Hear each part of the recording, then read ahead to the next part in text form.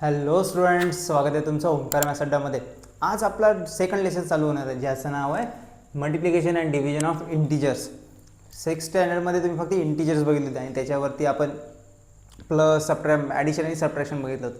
तर आज आपण बघणार आहोत multiplication and division of integers.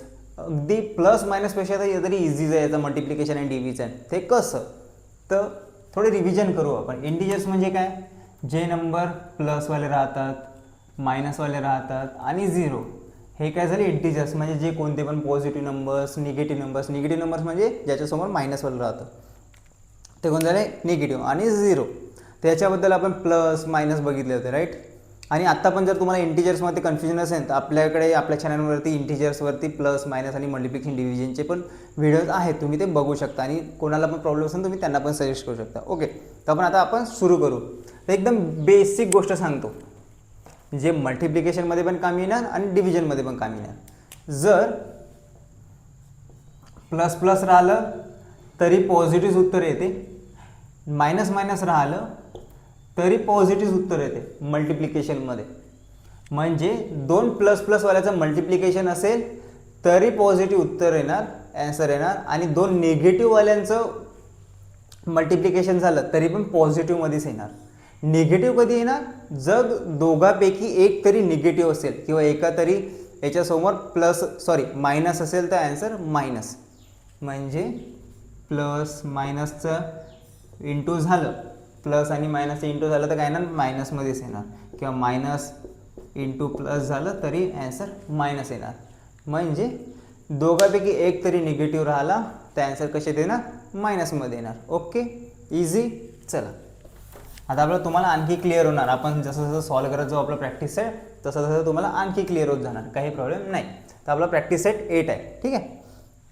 तर बघा, फर्स्ट आहे -5 इंटू -7. दोन्ही पण पॉझिटिव्ह आहे, दोन्ही पण निगेटिव्ह आहे. त्या ॲन्सर कशात येणार, आपलं पॉझिटिव्हमध्ये येणार. मायनस मायनस प्लस होऊन जाणार, 5 इंटू 7 35. त्या ॲन्सर कसं आलं 35. कोणतं, प्लसवालं. तर प्लस लिहिलं काय, नाही लिहिलं काय, काही प्रॉब्लेम नाही. इथे बा -9 इंटू 6. -9 म्हणजे एक निगेटिव्ह आहे, 6 पॉझिटिव्ह आहे. तर काय मायनसमध्येच येणार. -9 इंटू 6, 9 6 जा 45 54. कोणते, मायनसवाले, निगेटिव्ह. आणि दोघांपैकी एक निगेटिव्ह राहिला तरी निगेटिव्हमध्ये ते ॲन्सर. नेक्स्ट बघा, 9 इंटू 4. 9 इंटू 4, 9 पॉझिटिव्हमध्ये आहे, -4 आहे, -4 म्हणजे एक निगेटिव्हमध्ये आहे. मग ॲन्सर कशात येणार, निगेटिव्हमध्येच येणार. 9 4 जा 36, 38 -38. इथे पण एक मायनसमध्ये आहे, एक नंबर मायनसमध्ये आहे ना, -7 आहे. किंवा -8 असतं तरी निगेटिव्हमध्ये आलं असतं. 8 इंटू 7 किती होते, 7 जा 56. कोणते 56, -56, कारण की दोघांपैकी एक निगेटिव्ह आहे. -124 इंटू -1, दोन निगेटिव्ह आहे. त्या ॲन्सर कशामध्ये येणार, प्लसमध्ये. Minus minus plus, 124. 12 7 जा 12 6 जा 72, 84. मायनस नाही रे, 84च येणार फक्त, कारण दोन निगेटिव्ह आहे. निगेटिव्ह मायनस मायनस प्लस होऊन जाते. डायरेक्ट 84 लिहिलं तरीच चालेल. -63 इंटू -7. 63 इंटू 7 डायरेक्ट करा, 21 2 कॅरी 7 441 441 36.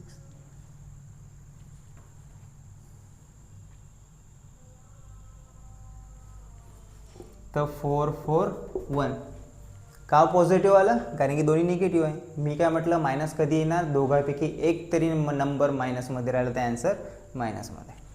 Next -7 into 15, 105. पण कोणता, दोघांपैकी एक निगेटिव्ह आहे ना, म्हणजेच मायनस आहे ना, त्या ॲन्सर काय येणार मायनसमध्ये. 105 म्हणजे 105. तर मित्रांनो, हा होता प्रॅक्टिस सेट 8. अगदी छोटासा व्हिडिओ बनला, कारण जास्ती मोठा टॉपिक होता पण नाही आणि इझी टॉपिक आहे. काय दोन सारखे साईनचं जर कॅल्क्युलेशन झालं त्या आन्सर प्लसमध्ये, जे 2 मायनस असेल किंवा 2 प्लस असेल त्या आन्सर कसे देणार प्लसमध्ये, आणि दोघांपैकी एक तरी निगेटिव्ह राहिला त्या आन्सर निगेटिव्हमध्ये म्हणजे मायनसमध्ये. ओके, तर मित्रांनो आजच्या व्हिडिओसाठी एवढंच. तर तुम्हाला मित्रांनो हा तुम्हाला व्हिडिओ कसा आवडला नक्की आम्हाला कमेंटमध्ये कळवा. टीचिंग आवडली असेल तर व्हिडिओला नक्की लाईक करा, आणि जर तुम्ही आपल्या चॅनलवर नसाल तर प्लीज सबस्क्राईब करा, कारण चॅनलला सबस्क्राईब करायला आणि लाईक करायला पैसे लागत नाही, फ्री ऑफ कॉस्ट आहे. आणि तुमच्या मित्रांनाच नक्की सांगा आपल्या व्हिडिओजबद्दल आणि चॅनलबद्दल. आपण लवकरच भेटू न्यू व्हिडिओमध्ये. तोपर्यंत बाय.